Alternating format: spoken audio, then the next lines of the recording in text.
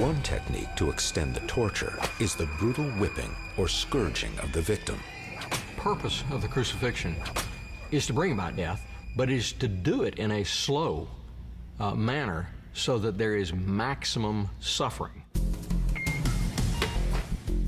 Dr. David Ball, a physician with more than 20 years' experience in emergency medicine, is studying the medical deterioration that occurs during the many phases of crucifixion.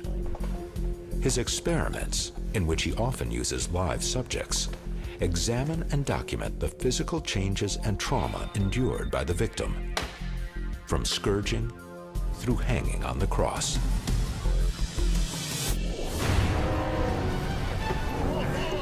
Scourging begins when the condemned man is stripped of his clothing and tied by the wrists to a wooden post. Roman soldiers then beat him with a whip called a flagrum.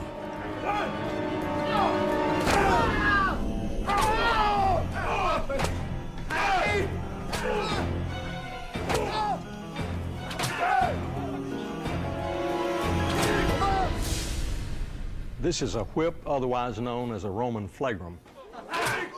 They were composed of several strips of leather, tied into which were pieces of glass and bone and lead weights and pieces of metal and anything that would cut into and tear away the flesh.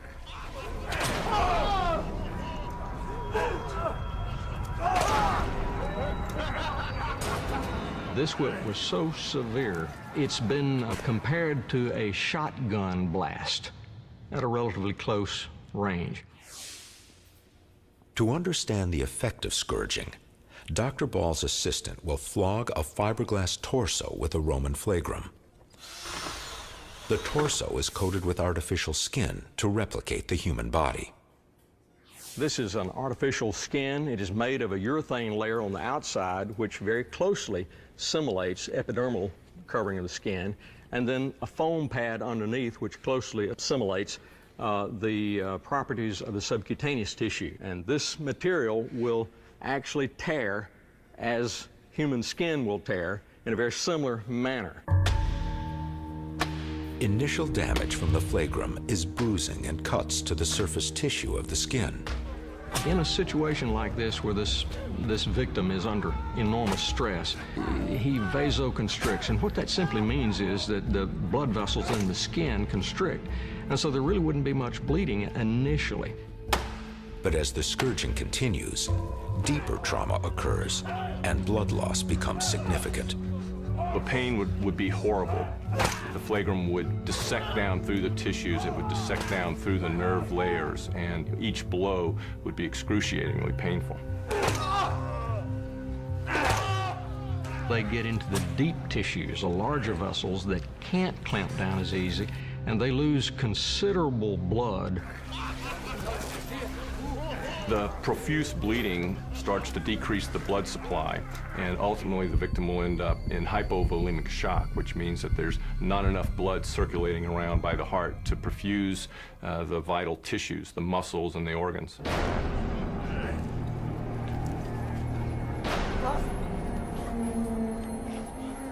Dr. Ball's experiment demonstrates how scourging the victim causes serious internal and external injury. The muscles would have been torn, hanging, basically ribbons of shredded, unrecognizable tissue that was bleeding profusely.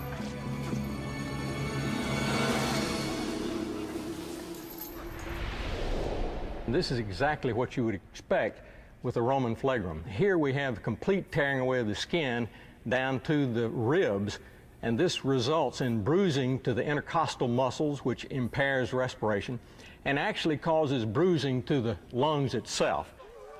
And that leads to a very serious medical problem called pulmonary contusion that will lead to pulmonary edema and impaired respirations.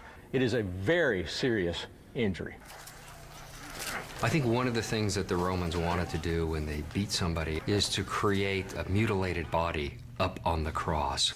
The bruises and blows and blood and scratches and gouges on the body would really create a sort of mutilated, visceral experience on the part of the viewers who were attending the crucifixion.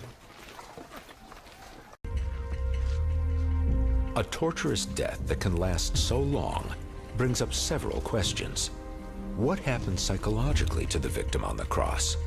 And how exactly does crucifixion kill? For years, experts have believed that crucifixion kills by asphyxiation.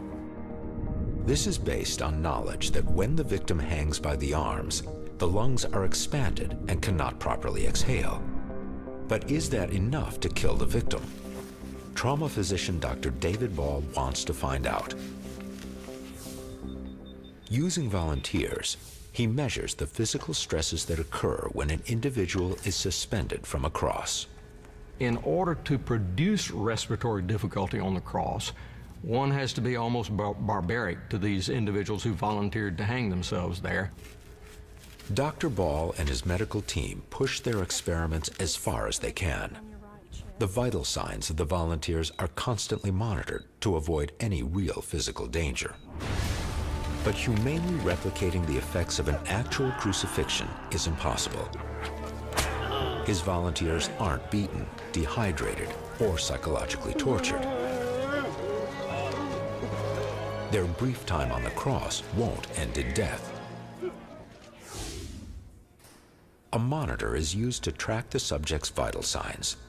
The experiment will be terminated if his heart rate reaches a dangerous level. His resting pulse is now 78 beats per minute. Dr. Ball secures the volunteer to the cross and has his respiration measured for a baseline. A spirometer calculates the volume of air drawn into the lungs. A pressure gauge measures the force his lungs exert to inhale and exhale.